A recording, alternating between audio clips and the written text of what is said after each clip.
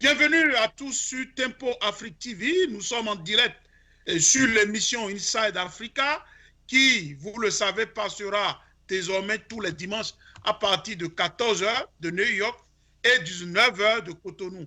Aujourd'hui, nous avons le plaisir de recevoir depuis notre studio de Washington, D.C., un habitué des plateaux de Tempo Afrique TV, l'analyste politique Olivier Dossou, qui va débattre avec nous de la thématique suivante: la gouvernance du pouvoir Patrice Talon et la nécessité d'un vrai dialogue national.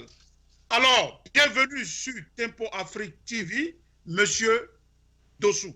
Vous avez la parole. Bonjour, Monsieur Souleymane Harouna. Je voudrais également donc m'excuser pour ce contretemps lié à la technologie, comme vous l'avez annoncé. Alors, je profite donc de cette occasion pour saluer tous nos auditeurs qui sont en ligne et également donc les personnes qui nous suivent depuis plusieurs endroits de par le monde. Alors, comme je l'ai dit à l'entame donc de cet échange, je voudrais avoir une pensée pour les victimes de la répression sanglante du 1er et du 2 mai à Cotonou et même au niveau du 28 avril 2019 qui ont succombé donc aux balles assassines de la soldatesque de Patrice Talon. Donc vraiment merci pour cette initiative qui encore une fois est à saluer parce que quand on voit aujourd'hui la question des médias au Bénin qui est une question complètement liée à la fossilisation même des différents journaux au Bénin où il n'y a plus des débats politiques qui élèvent le niveau d'émancipation du peuple béninois. Je voudrais encore une fois saluer votre initiative et vous encourager. C'est moi.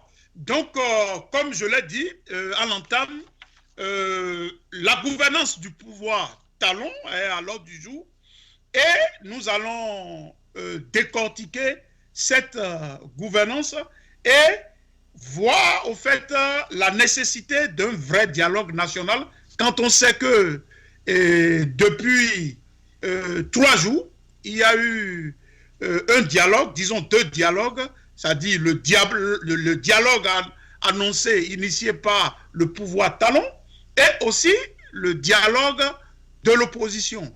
Donc, très rapidement, je vais vous laisser décortiquer l'état des lieux. Vous avez la parole, Monsieur Dossou. Merci, Monsieur Souleymane Harouna. Alors, avant d'évoquer la question du dialogue ou des dialogues qui ont eu lieu au Bénin, il est important de mentionner que s'il y a dialogue, le dialogue s'entendant ici comme vraiment le symptôme d'une pathologie politique importante, c'est que véritablement il y a eu une maladie. Il y a eu des conditions qui ont permis un blocage politique et une crise politique au Bénin. Alors, ces conditions sont essentiellement simples. Elles sont liées à la gouvernance prédatrice de Patrice Talon depuis 3 ans et demi. Alors, cette gouvernance prédatrice consiste en quoi? Elle consiste essentiellement en 3 ou 4 points.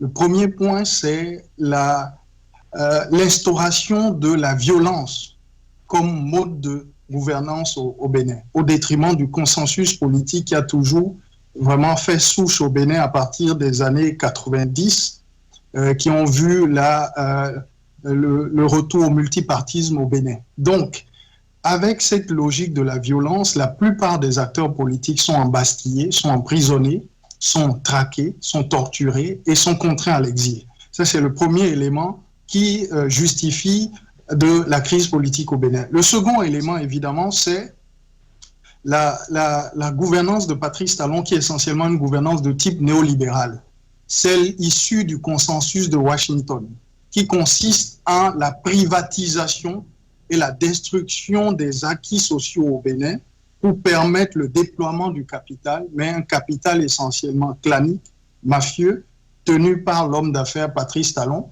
Et aujourd'hui, toute l'économie béninoise, toutes les activités rentables et juteuses au Bénin, le port, les anacardes, le coton, les activités financières sont contrôlées par Patrice Talon. Ce qui justifie également d'une exacerbation de la pauvreté et de la misère au Bénin. Ça, c'est également un des seconds facteurs. Le troisième facteur qui est lié aux deux premiers, c'est l'isolement diplomatique du Bénin au plan de la sous-région et au plan international. Ce qui entraîne que le Bénin aujourd'hui se voit dans une situation où sa principale frontière avec le Nigeria est fermée depuis bientôt 2 mois et le président ne réagit pas, mais il a très bien compris que c'était lié essentiellement au fait que le Nigeria, le grand frère nigérian, donc le président Muhammadu Buhari, désavoue son mode de gouvernance qui est lié, à la prédation, comme je l'ai rappelé, ensuite à la logique de persécution des opposants politiques. Vous avez vu avec moi combien l'ancien chef d'État, Yahi Boni, a été persécuté pendant 52 jours de prison. Et donc, l'ensemble de ces éléments, la mise ensemble, entraîne une crise politique très grave au Bénin depuis 30 ans au moins. Alors, ce qui justifie aujourd'hui le dialogue que nous avons vu, mais ce dialogue, il souffre de plusieurs insuffisances. La première, c'est d'abord le fait qu'il est essentiellement un dialogue univoque ou unidirectionnel, convoqué par Patrice Talon uniquement, au détriment de l'ensemble de la classe politique qui est concernée aujourd'hui par la crise politique au Bénin. Et pour ça, il aurait fallu réunir des conditions... Vous voulez parler comme quelqu'un qui dit qu'il a convoqué ses grands électeurs? C'est ça que vous voulez dire? Il a convoqué essentiellement ses grands électeurs, puisque lui-même, il avait rappelé qu'il fallait tenir les grands électeurs pour être réélus au Bénin, qu'on n'avait pas besoin d'un bilan. Et c'est ce qui justifie aujourd'hui que ce dialogue, pour nous, est un non-événement. Et également, au niveau du cadrage politique, c'est que ce dialogue se consacrera uniquement à la relecture des lois controversées liées au code électoral et à la charte des partis politiques, alors qu'un véritable dialogue aurait posé la question du pluralisme politique au Bénin, qui est mis à mal depuis avril 2016, date d'accession de Patrice Talon au pouvoir. Donc également, j'aurais fini là-dessus sur la question également du contentieux lié aux élections législatives du 28 avril 2016, qui, comme chacun le sait, ont été des élections exclusives, truquées et complètement sans légitimité pour le peuple béninois. Merci beaucoup, Monsieur Dossou. Ce que je voulais ajouter par rapport à ce que vous venez de décrire, donc c'est la logique qui a mené au fait l'opposition a aussi organisé un dialogue de l'opposition et parallèle. Est-ce que c'est cette logique, ça dit, et cette façon où le Béninois profond pense que ce qui s'est passé il y a 3 jours au Congrès du peuple, et que c'est pratiquement entre alliés, entre amis, entre grands électeurs, c'est dans cette logique que le président Nicéphore Soglo a vu juste en tant qu'opposant pour vite rallier la classe de l'opposition à vraiment se regrouper, faire ce dialogue aussi. C'est cette logique? Tout à fait. Alors, vous le dites si bien, c'est-à-dire que la convocation des forces de la résistance par le président Soglo, l'ancien président Soglo, illustre bien le faux intégral du dialogue convoqué par Patrice Talon. C'est un faux intégral dans la mesure, c'est un dialogue qui n'intègre même pas les préalables qui sont liés essentiellement au retour des exilés politiques, à l'abandon des poursuites judiciaire contre l'ancien président Yahi Boni et également la décrispation de la vie politique au plan interne en libérant les prisonniers politiques. Monsieur Laurent Métognon et plein d'autres activistes qui sont aujourd'hui en prison. Donc, pour nous, à partir du moment où ces questions ne sont pas réglées, on ne peut pas entrer dans le fond du dialogue qui est lié essentiellement à la crise de la légitimité. Légitimité au niveau parlementaire, mais légitimité aussi au niveau du pouvoir exécutif, parce que ce pouvoir exécutif, comme j'ai eu à le rappeler, depuis 3 ans et demi, il a échoué sur 2 points essentiellement. Il a échoué à incarner l'autorité de l'État, la défense de l'intérêt général du peuple béninois, et essentiellement aussi, il a échoué en organisant des élections législatives qui ont fini dans le sang avec un Parlement croupillon qui est incapable aujourd'hui d'assurer ces trois prérogatives qui sont essentiellement... permettez-moi de finir. Les trois prérogatives du Parlement sont aujourd'hui la question du contrôle de l'action de l'exécutif, le vote des lois justes et puis la question de la représentation. Lorsque vous avez ces trois éléments mis ensemble, vous comprenez tout de suite que le Parlement incarné par le douanier Louis Vlavonou est un Parlement sans légitimité et il n'existe pas pour les Béninois et l'ensemble de la diaspora. Merci, M.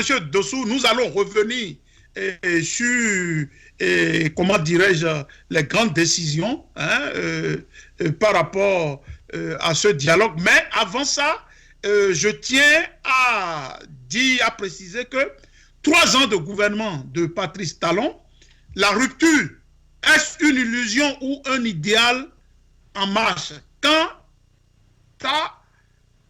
on croit que les difficultés de son gouvernement, je parle du pouvoir Talon, a mobilisé des financements pour la réalisation des projets du programme d'action du gouvernement, c'est-à-dire le PAG, le président change de propos et voit enfin en face la réalité des choses. Je ne crée pas l'argent dit Talon, c'est pas mon rôle, nous devons tous y travailler. Mon rôle, c'est de gérer ce que vous me confiez, a-t-il déclaré il y a quelques mois. Une déclaration qu'on pourrait qualifier d'aveu d'échec, vu les assurances précédemment données au peuple béninois. Ajouté à cet échec économique, nous constatons, le peuple constate un échec social avec les déguerpissements anarchiques, la création de taxes dans toutes les directions et l'échec politique avec son corollaire de prisonniers politiques, d'exilés politiques, de certificats de conformité fantaisistes et dialogue taillé sur mesure. Monsieur Olivier Dossou, en tant qu'analyste politique béninois et organisateur de beaucoup de conférences politiques dans l'Europe, comment vous voyez la situation pour clôturer ce volet politique avant de voir ce qui s'est passé par rapport au dialogue? Dites-nous rapidement, vraiment, en quelques mots, comment ça dit vous qualifiez cette gestion? Est-ce qu'une façon de vouloir agir autrement par rapport à ses prédécesseurs ou une politique taciturne où on ne veut pratiquement pas entendre l'autre son de cloche? Vous avez la parole. Monsieur Harouna, ce qui est important de noter, c'est que tout ce que vous avez brillamment décrit se résume en 2 points. Le premier point, c'est que le président Patrice Talon n'a pas de colonne vertébrale sur le plan politique et sur le plan éthique. Son passé d'opérateur économique témoigne à souhait de ce que ce monsieur est disqualifié pour gouverner le Bénin. Il n'a passé toute sa vie au plan strictement économique, il n'a jamais remporté un seul appel d'offres économiques. Donc, même sur le plan économique, sur le plan même de la déontologie d'un homme d'affaires, vous essayez de parcourir même son site internet, vous n'avez jamais de données économiques, vous n'avez pas de rapport annuel, vous n'avez rien. Donc sur ce plan, c'est un failli. De l'autre côté, c'est qu'au plan également des compétences techniques, des compétences organisationnelles, de l'animation de la vie politique, il est disqualifié parce que ce monsieur n'a aucune expérience de militantisme politique. Il ne sait pas travailler pour l'intérêt général. Il n'a jamais fait cela. Toute sa vie, il a passé son temps à voler l'argent du peuple béninois, à spolier le peuple béninois par des contrats léonins et surtout à tenir les grands électeurs, comme il appelle de façon pompeuse, mais en réalité à pratiquer une corruption de façon industrielle. Et c'est tout cela qui se révèle au grand jour aujourd'hui par l'échec total de sa politique, qui est un fiasco, un désastre en tout point de vue. Mais la question qui nous intéresse essentiellement, c'est la question éthique et morale. Un chef de l'État, il est là avant tout pour défendre l'intérêt général, pour gouverner pour le bien des populations. Lorsqu'on prend ce critère minimal, aujourd'hui, c'est la faillite totale et la banqueroute. Mais il va vous dire que c'est la rigueur. Il vous dira que mais il faut vraiment gérer les Béninois, le Bénin, avec une rigueur intransigeante. Oui, pour avoir des résultats. Réagissez rapidement par rapport à ça. Il va nous dire qu'il faut gérer avec la rigueur, mais la rigueur n'est pas incompatible avec la défense de l'intérêt général. Combien de logements sociaux avez-vous vu au Bénin? Combien de bourses académiques pour les étudiants de l'université avez-vous vu aujourd'hui? Et même sur le plan même de la quiétude politique, ce qu'on remarque, c'est que lorsque vous héritez d'une situation, la moindre des choses, c'est de maintenir cette situation au minimum en l'état ou même d'élever le niveau de cette situation. Aujourd'hui, lorsque vous voyez la situation du Bénin en tout point de vue, politique, économique, social, diplomatique, géopolitique, c'est le désastre total.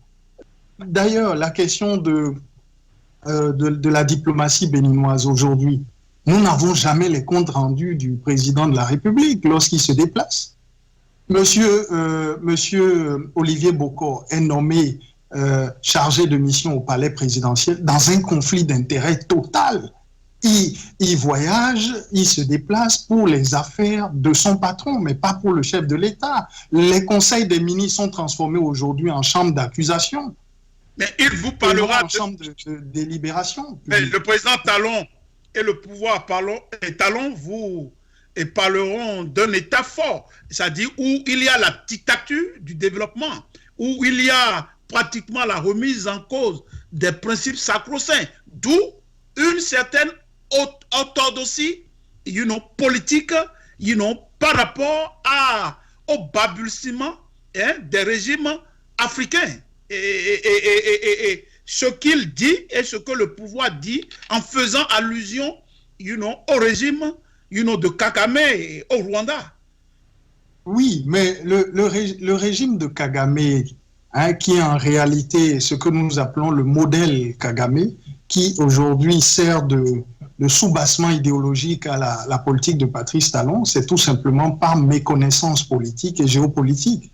Le Rwanda de Kagame n'est en rien un exemple pour nous, parce que selon tous les rapports des Nations Unies, vous prenez le rapport de Mahmoud Kassem de 2001, le rapport de 2003, le rapport Mapping et un certain nombre de travaux de journalistes d'investigation comme mon ami Charles Onana et bien d'autres, le Rwanda de Kagame est responsable de millions de morts au Congo, RDC. Le Rwanda de Kagame exporte le coltan, mais sans jamais produire du coltan au Rwanda. Le Rwanda de Kagame vit essentiellement des perfusions financières du FMI, de la Banque mondiale et puis des États-Unis. Mais sur le plan, c'est vrai que sur le plan économique, il y a une certaine embellie, mais la réalité est que les questions de droits de l'homme, les questions de liberté de la presse, les questions liées également à vraiment la quiétude au Rwanda ne sont pas au rendez-vous. Mais lorsqu'on fait un parallèle au plan historique, il y a eu ce qu'on a appelé les dictatures éclairées, qui étaient des modèles qui venaient essentiellement de l'Asie du Sud-Est, qu'on a appelé les dragons de l'Asie. Vous avez Taïwan, Singapour, la Corée du Sud, vous avez également Thaïlande, etc. Mais ce modèle de dictature... La Philippines de Marcos... Justement, ce qu'on a constaté, c'est que l'ensemble de ces régimes ont été caractérisés par une défense de l'intérêt général et une réduction drastique des libertés publiques. C'est vrai. Mais sur 30 ans, ces pays ont acquis un bond économique et social qui en ont fait des dragons de l'Asie aujourd'hui. Mais ce n'est pas le chemin que prend le Bénin aujourd'hui. Vous voulez me dire aujourd'hui quel projet structurant aujourd'hui est mis en place en ce qui concerne les questions liées à l'industrie au Bénin. Vous prenez le PAG, il n'y a pas de logique industrielle dans le PAG. Vous prenez également au plan même de l'investissement dans le capital humain. Les universités aujourd'hui sont dans un état désastreux. Il n'y a pas de bourse, il n'y a pas de bus, il n'y a pas de conditions vraiment minimales pour permettre aux talents d'éclore. Et en plus, sur le plan de la redevabilité, le chef de l'État ne rend compte à personne, ce qui est absolument inacceptable. Et pour toutes ces raisons, nous estimons que Patrice Talon est disqualifié pour gouverner aujourd'hui le Bénin et que le mieux, le plus tôt possible, l'ensemble des Béninois se mobiliseront pour empêcher véritablement la suite de son pouvoir, pour l'interrompre. Aux États-Unis, nous parlons actuellement de l'impeachment avec le président Trump. Et pourquoi ne pas également initier une procédure comme ça quand on sait les nombreux parjures, les violations de la Constitution, l'absence de reddition de comptes, le chef de l'État qui ne déclare pas son patrimoine, il le fait 6 mois plus tard. Vous avez également la justice qui est fossilisée avec les avocats personnels du chef de l'État qui sont en même temps ces ministres de la Justice. Vous avez l'instrumentalisation de la police qui est devenue une milice privée au service d'un homme et d'un clan et non de l'intérêt général. Je parle de la police républicaine. L'ensemble de tous ces éléments mis les uns sur les autres nous amène à penser que Patrice Talon est disqualifié pour incarner l'autorité de l'État et la légitimité. Mais il vous dira, M. Dossou, que c'est par rapport à cette étendue de la crise qu'il est en train de lâcher du lest en convoquant ce dialogue que d'aucuns appellent la parodie de dialogue ou pseudo-dialogue. Donc, est-ce que par rapport à ce mea culpa et par rapport à ce refroidissement du chef de l'État qui est en train de porter de l'eau dans son vin, donc, est-ce que nous ne pouvons pas dire que le peuple ne va pas lui donner une seconde chance pour vraiment rebondir et pour que on puisse avoir la quiétude, la cohésion sociale et réagissez rapidement sur ce volet avant de voir ce dialogue mené par l'opposition et nous ferons une analyse si c'est possible. Il peut y avoir synthèse entre ces deux dialogues pour vraiment aboutir à un dialogue inclusif. Réagissez rapidement par rapport à ce volet. Oui, alors la question que vous soulevez aujourd'hui, c'est de voir si Patrice Talon peut solliciter un second mandat à la tête du pays. Nous estimons que non. Son bilan le démontre suffisamment. Il a échoué en tout point de vue, au plan éthique et moral, au plan politique, au plan social, au plan économique, au plan diplomatique. Partout, c'est la faillite.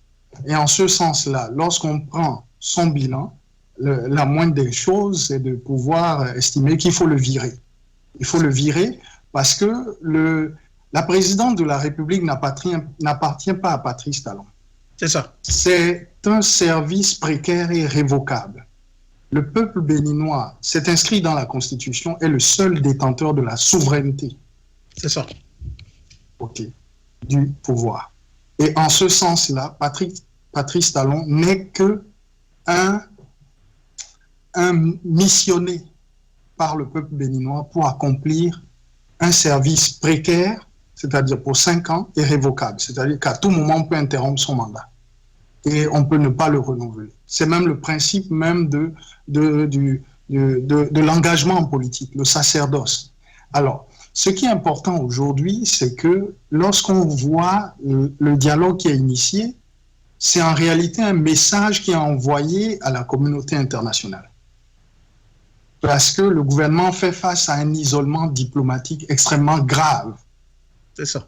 Et au nom du principe de subsidiarité, qui est essentiellement un principe d'efficacité, c'est-à-dire qu'on regarde le niveau où une crise se pose et on estime que c'est à ce niveau le plus proche qu'on doit pouvoir le régler. Donc, au niveau du principe de subsidiarité, l'ensemble des chefs d'État de la CEDEAO a missionné le président Buhari à l'époque pour régler le contentieux pré- et post-électoral. Patrice Talon allait à Abuja, il a fait un certain nombre d'engagements mais il n'a rien tenu à ce jour. Et c'est ce qui justifie la dureté des mesures de fermeture de la frontière du Bénin et du Nigeria. Donc, vous voulez dire que ce dialogue initié par le président Talon, et pas le président Talon, je m'excuse, n'est rien d'autre qu'une opération de charme, vis-à-vis de l'opinion internationale. C'est ça? Tout à fait. C'est tout simplement un lifting politique à l'endroit de la communauté internationale, parce qu'il faut savoir que l'économie béninoise est tributaire à plus de 90% des échanges avec le Nigeria. Et de l'autre côté, le budget du Bénin également est tributaire des aides et des donations internationales.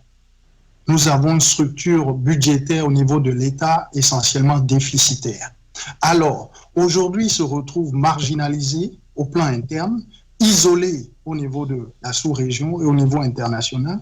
Que faut-il faire? Il faut essayer de desserrer l'étreinte politique. Et c'est pour cela qu'il convoque ce dialogue, qui est en réalité un monologue. Il n'y a pas de dialogue au Bénin. C'est un monologue. Monsieur Dossou, si je partage cette analyse, ce que vous êtes en train d'appeler un lifting politique, mais pourquoi ne pas convoquer toute l'entité béninoise? Je veux parler tous les partis politiques. Nicéphore Soglo, Yahi Boni, le clergé, la société civile, pour faire tabula rasa. Et vraiment, il va sortir très grand. Qu'est-ce qui l'empêche de faire ça? C'est quoi le problème? C'est quand même simple. Est-ce que vous voyez? C'est quand même simple quand on sait que, à en croire certaines personnes, quand le président Talon n'était pas président, beaucoup de gens ont témoigné que c'est l'homme très gentil. C'est l'homme social. Mais qu'est-ce qui s'est passé? Quel est le problème? Pour qu'on ne puisse pas convoquer tous les enfants du pays, comme ce que Kérékou a fait. C'est-à-dire, pour vraiment faire tabula rasa. Qu'est-ce qui gêne? C'est ça le problème. On ne comprend pas. C'est quand même, des fois on se réveille, on se dit, mais on est où là? Est-ce que c'est le Bénin? Des fois on se pique pour dire, est-ce que nous ne sommes pas dans un autre univers, comme l'a dit Platon? Est-ce que nous ne sommes pas dans un contexte du mythe de la caverne dans ce monde dit Bénin? Pourquoi les choses simples, on ne peut pas les faire dans l'intérêt du peuple? Moi, je n'arrive pas à comprendre ça. Réagissez par rapport à cela. Oui, alors, pourquoi est-ce que le président Talon n'arrive pas à convoquer un dialogue inclusif? Parce qu'en réalité, tout ce que vous avez décrit parfaitement s'appelle une inclusion. Oui. Et l'inclusion, c'est l'autre nom de la démocratie. C'est-à-dire que la démocratie, c'est la capacité à intégrer des forces alternatives ou différentes de soi dans un projet d'inclusion où chacun a son mot à dire. Ce qui se passe aujourd'hui au Bénin, c'est que nous avons un chef d'État. Il faut bien que les Béninois retiennent cela. Nous avons un chef d'État qui a cessé de gouverner le pays depuis avril 2016. Sitôt venu au pouvoir, il a commencé à entrer dans une logique de confiscation du pouvoir. C'est bien ça qu'il faut comprendre. Il n'est pas dans une logique de gouverner l'État et de véritablement travailler pour le bien-être du peuple. Il est dans une logique de confiscation du pouvoir. Et dans cette logique de confiscation du pouvoir, peu lui chaud les réactions des Béninois, il va les massacrer, il va les réprimer. L'important pour lui, c'est de conserver le pouvoir. Alors, le second élément également qui est lié à votre interpellation, qui est vraiment très intéressant, c'est lié au fait que si nous allons aujourd'hui à un dialogue inclusif, participatif, de l'ensemble des forces vives de la nation, ça suppose que le président Patrice Talon a échoué sur l'ensemble de ces réformes. Parce que nous n'irons pas au dialogue pour évoquer seulement la question du pluralisme politique et démocratique au Bénin, mais également évoquer les questions des réformes sociales et économiques. la question liée aux délégations d'un certain nombre d'entreprises à des multinationales françaises, belges, le port autonome de Cotonou, cette question doit revenir sur la table. La question également des liquidations de la SONAPRA, de l'ONSS, de pas mal de structures, dans une logique de décapitation de ce que j'ai appelé le ministère du peuple, qui est l'ensemble des structures sous tutelle du ministère de l'Agriculture, de la Pêche et de l'Élevage. Tout ça a été complètement détruit pour consacrer quoi? La spéculation financière avec le coton et le fait que désormais, les prix des denrées de première nécessité ne sont plus aujourd'hui subventionnés par le gouvernement. Et les Béninois se retrouvent avec les prix des produits de première nécessité, le gari, la farine et autres, qui ont explosé. Donc, si on va à un dialogue inclusif, ça voudra dire qu'il y a eu échec pour Talon depuis 3 ans et demi. Et en ce moment-là, l'ensemble de son PAG, de ses réformes, qui sont en réalité des réformes imbéciles, folles et stupides, doivent être remises sur la place publique et complètement jetées à la poubelle. Et c'est ce qu'il ne voudrait pas. Et c'est pour cela qu'il a circonscrit le périmètre politique des négociations ou du dialogue. Essentiellement les questions liées à la charte des partis politiques et au code électoral. Mais pas la question du pluralisme.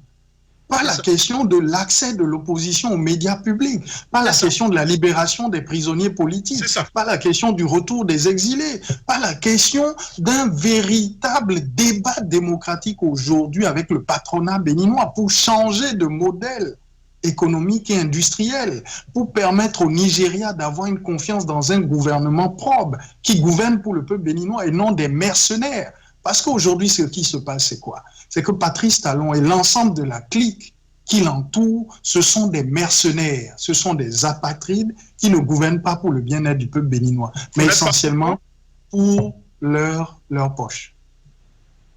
Ok, et vraiment, ça c'est une très brillante démonstration, une explication que vraiment, je vois qu'elle est très, très, très pertinente. Monsieur Dossou, l'opposition a pour sa part tenu, nous sommes toujours dans le volet des dialogues, maintenant au niveau du volet de l'opposition. L'opposition a pour sa part tenu un dialogue national et de l'opposition où elle est restée imperturbable par rapport au préalable évoqué à l'entame de cette crise. Et dans cette logique, le professeur Albert Tevoe-Djere, toujours impeccable, pense que le président Soglo et le professeur Sosa Dorothée sont des personnes indiquées pour décloisonner, c'est ça le mot, pour décloisonner, je répète, les deux dialogues pour en faire un dialogue national inclusif. Que pensez-vous de cette approche du patriarche politique qu'est Albert Tevoe-Djere? Vous avez la parole.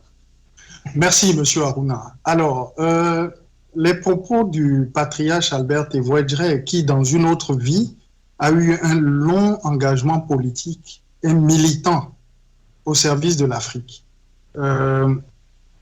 Pour moi, ces propos sont irrecevables.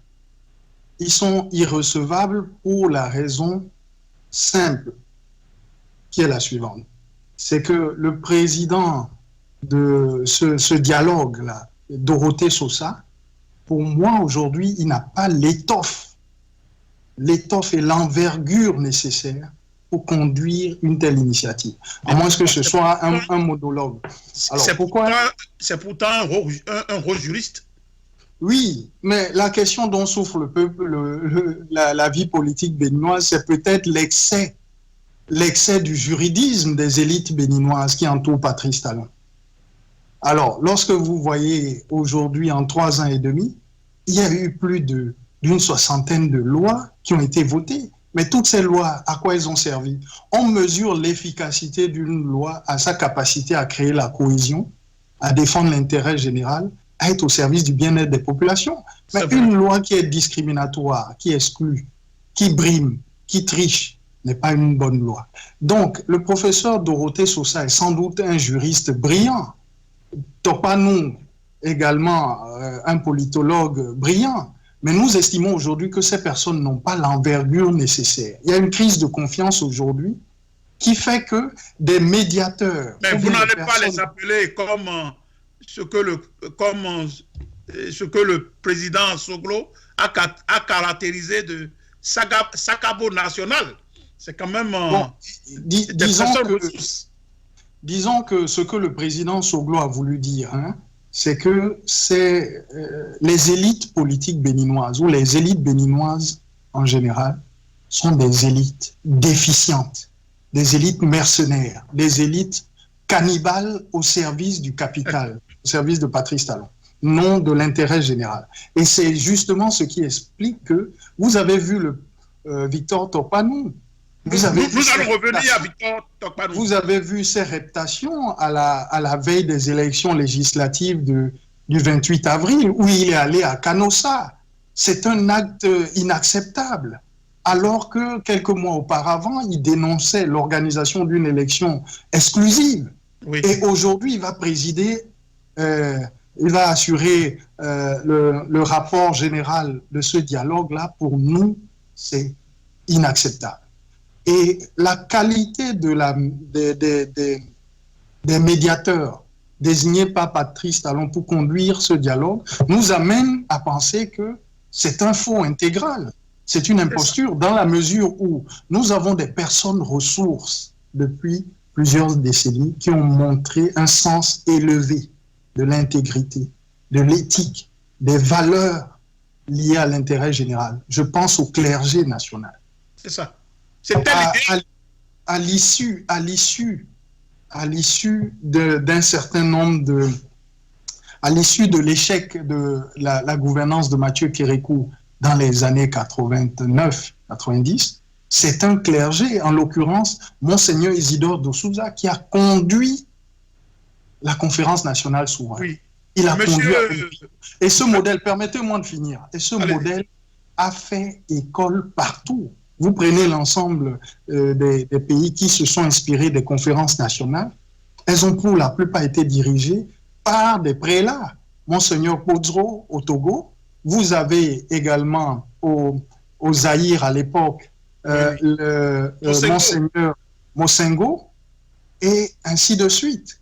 Alors, lorsque on laisse de côté l'Église catholique, qui même au plan international dispose d'une expertise pour le règlement des conflits avec la communauté Sant'Egidio, qui s'est beaucoup impliquée dans des conflits en Afrique, au Mozambique, un peu partout. Donc, l'Église catholique a l'infrastructure éthique, morale et spirituelle pour conduire une telle mission et rassembler. Or, les personnes qui ont été désignées sont allées signer pour recevoir quelques enveloppes, quelques millions, mais ne sont pas allées défendre un projet politique de pluralisme démocratique et surtout d'émancipation économique et sociale du peuple béninois. Mais, Monsieur Dessous, c'est vrai, c'est quelque part regrettable que le clergé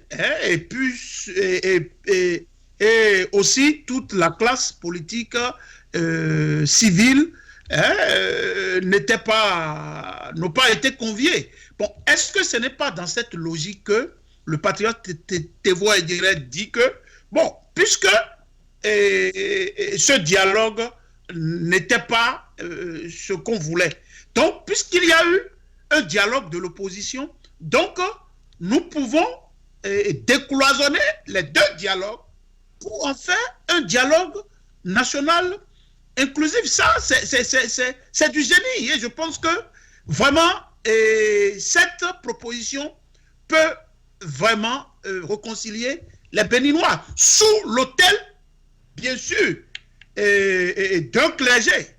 Est-ce que vous voyez? Donc, moi, je pense que à l'heure où nous sommes actuellement, c'est-à-dire pour aller rapidement vite et essayer vraiment de ne pas aller dans ce piège de la mouvance où nous allons revenir un peu sur le rapport, la synthèse du rapport que beaucoup disent que ça a accouché d'une souris et que ce n'est pas possible. Mais cette solution, je pense quand même, on peut supporter cette idée. Non, je ne pense pas. Pour une raison très simple. Il manque un ingrédient essentiel au décloisonnement des deux dialogues. C'est la volonté politique au niveau de l'exécutif. Et cette volonté politique pourrait tout régler. Lorsque vous voyez aujourd'hui au Sénégal, hier le président Macky Sall a reçu son père en politique et son prédécesseur, le président Abdoulaye Wade, au palais Roum, le palais présidentiel qui est situé à l'avenue Roum de Dakar. Oui. Donc, il a reçu pour tout simplement déjà créer les conditions d'une décrispation, d'un apaisement qui pourrait engendrer par la suite un processus de négociation bilatérale et ensuite nationale. Vous n'êtes pas sans savoir. Vous n'êtes pas sans savoir. Oui, permettez que je finisse. Vous n'êtes pas sans savoir que le fils du président Abdoulaye Wade est toujours exilé et en otage au Qatar. Et vous avez également un certain nombre de responsables politiques sénégalais qui sont persécutés et traqués. Alors, en recevant le principal leader de l'opposition sénégalaise, le secrétaire général du PDS, le président Abdoulaye Wade, oui. Macky Sall fait d'une pierre deux coups. Il décloisonne, c'est vrai, le débat politique au plan interne et il envoie un signal à la sous-région. Et nous devons prendre cette balle au bond au Bénin. Lorsque, aujourd'hui, au Burkina Faso, depuis le mois de juillet, nous avons vu un dialogue inclusif qui devait évoquer les questions liées au code électoral, les questions liées aux affrontements intracommunautaires entre les Peuls et les autres communautés au nord, les questions liées également à la gouvernance du président Roch-Marc Kaboré. Il y a une réelle volonté politique du président Kaboré. Lorsque vous prenez également au niveau du Cameroun, le cas que vous avez évoqué avec la libération de l'opposant Maurice Kamto, qui a été arrêté en janvier 2019. Après 9 mois d'incarcération, le président Biya a consenti à libérer le président du MRC, le Mouvement pour la Renaissance du Cameroun, le professeur Maurice Kamto, et plus de 300 prisonniers. Et 331 prisonniers. C'est quand même un geste prisonniers. Mais il a fait pourquoi? Parce qu'il y a deux choses. Il y a une pression diplomatique au plan international sur le Cameroun.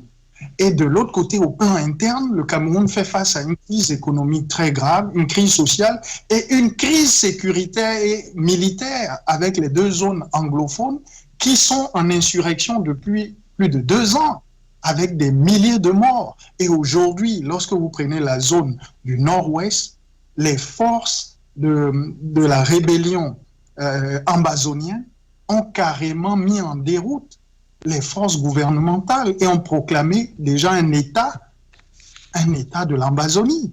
Ça, c'est des réalités. Donc, vous avez aujourd'hui une réelle volonté politique au niveau du Cameroun, au niveau du Sénégal et au niveau du Burkina Faso. Et c'est cette volonté politique qui est un ingrédient essentiel dans le rétablissement de la confiance politique qui fait défaut aujourd'hui à Patrice Talon, qui s'est mis dans une logique, il faut bien l'avoir à l'esprit, de confisquer le pouvoir par tous les moyens.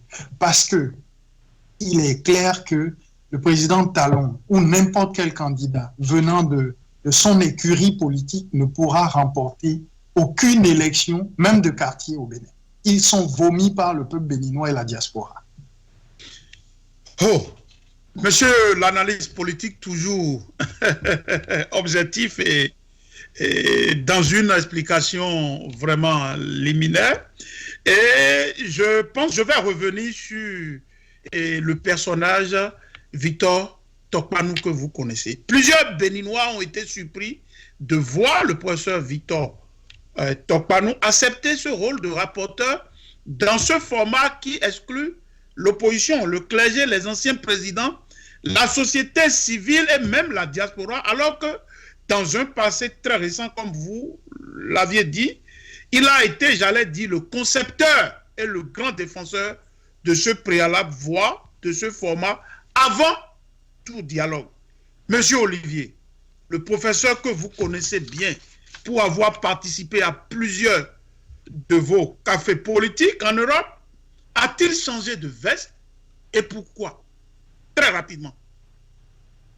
Oui, alors, c'est vrai que les postures politiques de Victor Tokpanou inquiètent et ne rassurent pas l'opinion publique nationale et même internationale au niveau de la diaspora, où il est très connu. Nous avons eu à organiser pas mal d'activités avec lui. Alors, ce qui est dommage, c'est qu'on se retrouve aujourd'hui avec une élite politique et intellectuelle, parce qu'on le mentionne très peu. Victor Tokpanou a dirigé pendant longtemps un parti politique qui est le FUR, le Front Uni pour la République, je crois. Et donc, même aux dernières élections présidentielles, il devait candidater pour finalement se désister au profit de Sébastien Ajavon. Mais c'est surtout son expertise sur le plan de la science politique, sur le plan de l'analyse politique. Et surtout, son intégrité morale jusqu'à un passé récent qui faisait de l'homme un être admiré et respecté. Mais lorsqu'on a vu ces postures et ce que j'appelle ces reptations à la veille de l'élection législative du 28 avril 2019, et par la suite, le fait que depuis plusieurs mois, il est abonné à un silence assourdissant, comme vous le dites si bien, on se pose des questions. Et la réponse, elle est simple. Je pense que Victor Tokpanou a aujourd'hui choisi un camp, qui est celui de Patrice Talon. Je crois que l'ensemble des personnes qui sont allées à ce dialogue, vous aurez pu également soulever la question des représentants fantoches des forces Cori.Bénin émergentes qui sont allés à ce dialogue. Donc, allons revenir sur ça. La gravité de la situation politique au Bénin, sous Talon, c'est essentiellement la trahison, la cupidité des élites intellectuelles, politiques au Bénin. Mais justement, je ne sais pas si vous avez eu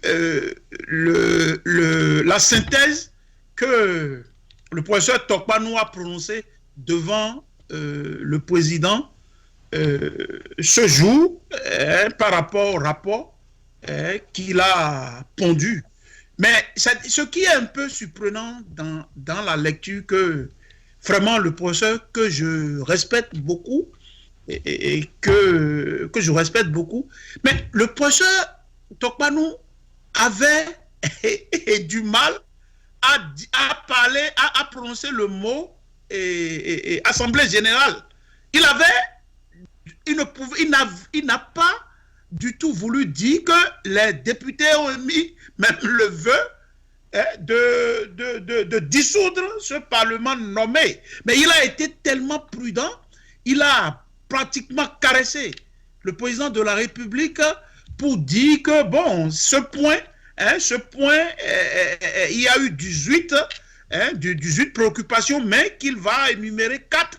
Et dans les 4, il disait que, bon, le point le plus émotif, c'est le point relatif à la libération il parle de certains prisonniers, et donc il n'en a pas du tout fait un big deal, comme on le dit, alors que c'était pratiquement le big deal, comme on le dit. Donc il n'a même pas voulu dire que le président de la République puisse entendre, et il disait que bon, que à sa volonté, à sa discrétion, qu'ils n'ont pas exigé, que ce n'était pas une exigence, ça dit c'était des doléances, ça c'est la fameuse expression maintenant, mais je méconnais, si vous voulez, l'homme que j'ai toujours vu un intègre, un professeur émérite, quelqu'un quand même qui suscitait des espoirs au sein, si vous voulez, non seulement de l'élite, d'une certaine jeunesse,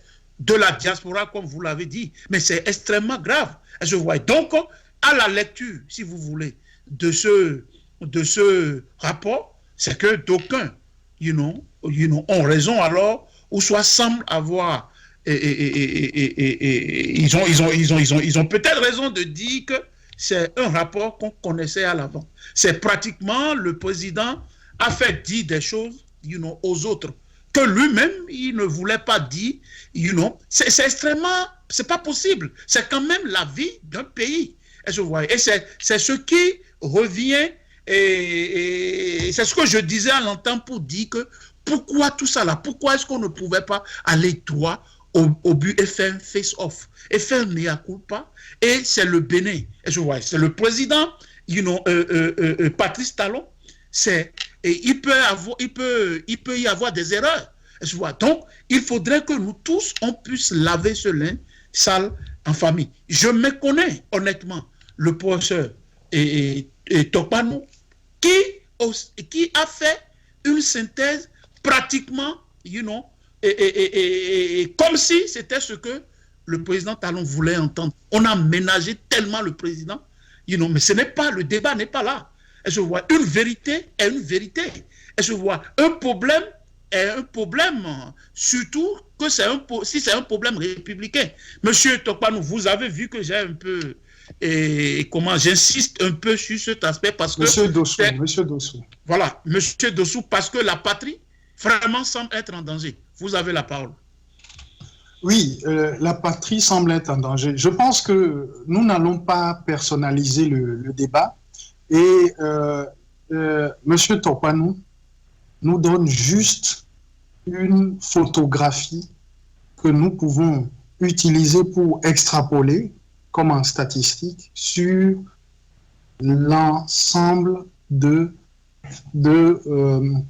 la trahison des élites intellectuelles, morales, parce que vous n'avez pas évoqué les chefferies traditionnelles, qui pour beaucoup aujourd'hui sont complètement vassalisées, parce que depuis 60 à ce jour, elles n'ont jamais réellement trouvé leur statut dans la République, et ayant aussi été empêchées de lever des impôts au plan fiscal, elles ont du mal à tenir sur le plan financier.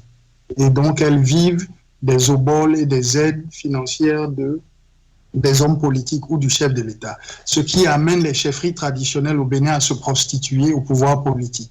Alors, vous auriez pu également évoquer la question de la chefferie? Non, des opposants alimentaires qui sont allés à cette...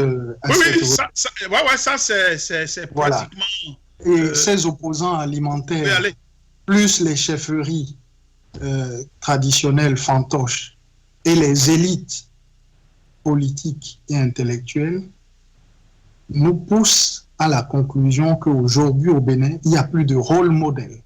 Il n'y a plus véritablement d'élite intègre et surtout d'élite qui rassemble, qui incarne une intégrité, des valeurs morales en qui le peuple béninois peut s'identifier. C'est toute la crise du leadership aujourd'hui qu'on a au Bénin, qui est une crise liée à la trahison des élites béninoises qui sont essentiellement des élites alimentaires, avec des intellectuels alimentaires comme les Tokpanou et autres, qui en réalité vont à ces rendez-vous et prennent quelques millions.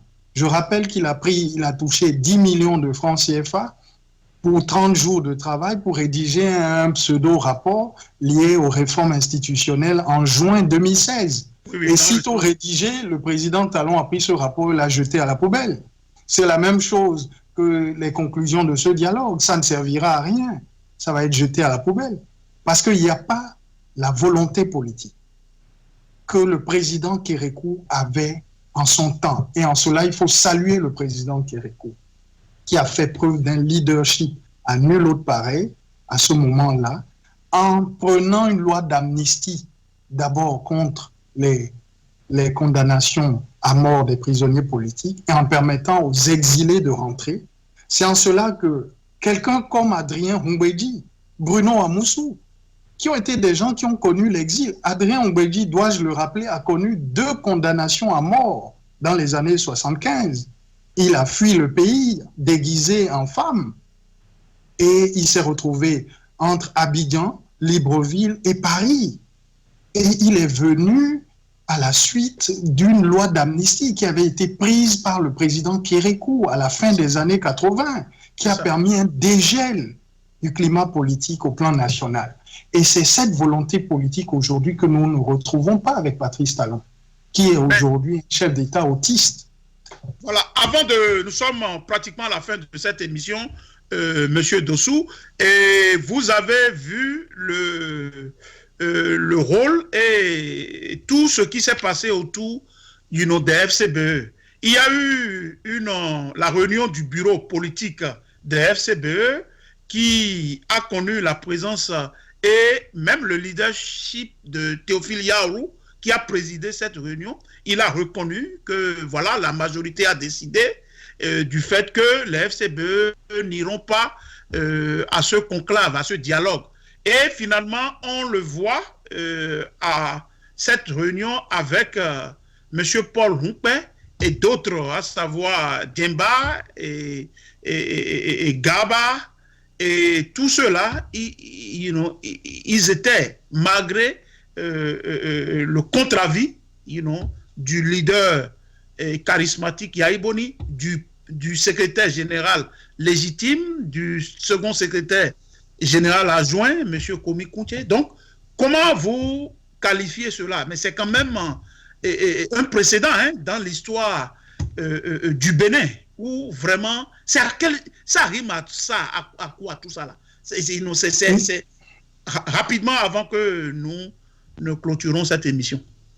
Alors, ce que les 6 nommés Théophile Yarou, Alassane Djemba et puis Paul Humpé font, c'est tout simplement de la prostitution politique.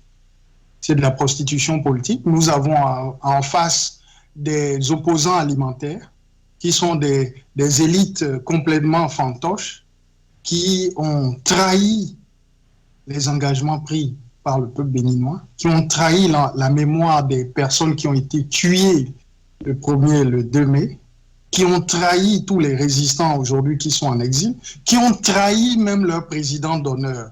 Donc ce sont des gens sans éthique, sans moralité aucune. Et ils ne sont mus que par une seule chose, ce que le politologue Jean-François Bayat appelle la politique du ventre. Ils sont mus par la politique du ventre. Donc ces opposants alimentaires affamés aujourd'hui sont aujourd'hui à la merci de Talon qui les tient par les couilles. À partir du moment où il leur donne un peu d'argent, ils sont en train de réciter un storytelling, une narration qui a été concoctée au palais par le duo Talon et puis Boko, avec les Topanou comme exécutants, et puis les marionnettes, qui sont les Paul Humpé, qui sont dans un scénario qui les dépasse. Mais ils y sont pour de l'argent. Donc ces personnes-là ne doivent pas nous intéresser. Je voudrais adjurer le peuple béninois de les ignorer, de les combattre, mais de les ignorer. On ne doit pas perdre de vue l'objectif essentiel qui est la restauration de la démocratie au Bénin, le combat pour le retour des exilés politiques, pour véritablement un pluralisme démocratique, une inclusion sociale. Vous n'avez pas évoqué également la question de la société civile. La société civile est également la grande absente de ce barnum qu'il y a eu au Palais des Congrès, qui est en réalité un non-événement. Absolument. Parce que depuis 90, nous avons fait le pari de l'inclusion. Donc, dans toute politique publique, on doit questionner, on doit associer la société civile. Elle n'est pas partie prenante à ce grand machin qu'il y a eu au Palais des Congrès, où on a vu des opposants alimentaires aller tout simplement honorer les millions qu'ils ont reçus. C'est ça. Donc, c'est ça aujourd'hui qui complexifie le combat des patriotes. C'est qu'à chaque fois que nous gagnons en avancée contre Patrice Talon et sa tyrannie, il se trouve toujours des opposants du ventre, des opposants alimentaires, des fantoches, des traîtres de la République. J'irais jusqu'à parler, pour paraphraser le président Soglo et Jean-Alexandre Ntonji, des saccabots politiques. Les saccabots politiques. Qui ont fait de la trahison, du marchandage politique, des reptations, de la corruption, leur logique de fonctionnement. Et ça, c'est en déphasage avec les aspirations légitimes et profondes du peuple béninois. C'est la preuve que nous devons continuer la résistance et que nous sommes sur la bonne voie, parce que le président Talon aujourd'hui est isolé au plan économique et au plan financier, mais par la fermeture de la frontière avec le Nigeria. Mais au plan international, vous avez très bien vu que la France n'est pas avec la politique de la ruse et de la rage. Donc, mes chers amis, nous avons pris le pouvoir, défendons-le, continuons la résistance et nous vaincrons. Parce que dans l'histoire, il n'est de précédent où on a vu un peuple debout contre l'injustice, l'oppression, la faillite des élites, la trahison, qui soit défait. Le peuple gagne toujours et nous allons gagner ce combat. Quand on voit aujourd'hui comment Talon a évolué dans sa posture politique, il y a quelques mois, il disait il n'y a pas de crise politique au Bénin. Aujourd'hui, il reconnaît qu'il y a une toux, il y a des quintes de tout. Demain, il va reconnaître effectivement que l'ensemble du corps politique béninois est malade et c'est sa faute. Il a trahi le serment qu'il a prêté le 6 avril 2016 et pour cela, pour nous, c'est un parjure. Et si on était dans une démocratie qui fonctionnait, on l'aurait destitué et condamné depuis. Merci beaucoup, c'est la fin de cette émission.